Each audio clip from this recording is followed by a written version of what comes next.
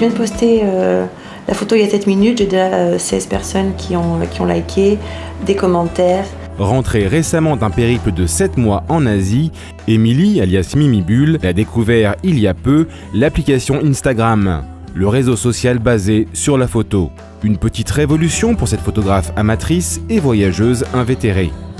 4 heures après avoir posté sa photo, je comptais déjà 135 likes et une cinquantaine de commentaires. Avec aujourd'hui presque 900 followers, Émilie s'est constituée une communauté de voyageurs.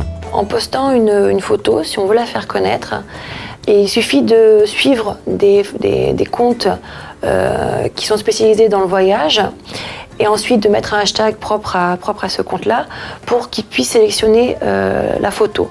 Donc on participe à des concours ou thématiques, sur le portrait par exemple, ou sur des paysages, et on vous sélectionne ou pas, selon la qualité de votre photo. Donc c'est vrai qu'il y a des comptes spécialisés dans le voyage qui sont suivis par 30 000 followers. Donc ce qui fait que quand on est sélectionné pour une photo, ça nous ramène forcément pas mal de followers aussi, et ça permet de se faire connaître assez facilement. Une communauté de voyageurs actifs qui échangent, commentent et se refilent des bons plans. Parmi eux, une communauté de photographes, amateurs ou professionnels, à la recherche de l'original et du beau. Depuis que je suis sur Instagram, c'est vrai que je vois les qualités de photos d'autres voyageurs qui postent régulièrement leurs photos.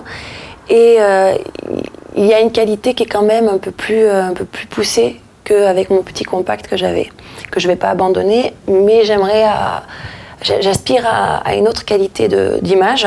Et c'est pour ça que pour mon prochain voyage, je prends avec moi un réflexe, c'est le 650D.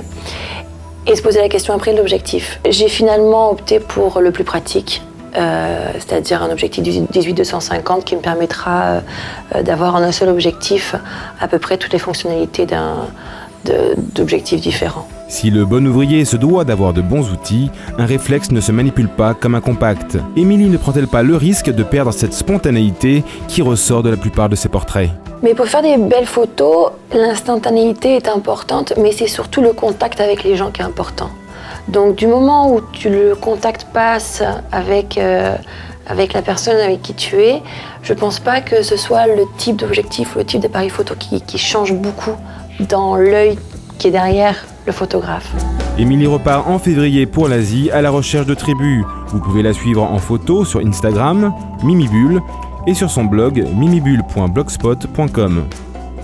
En vidéo également sur Dailymotion YouTube et en podcast iTunes. Retrouvez-nous sur Facebook /CiNetFrance et sur Twitter @CiNetFrance.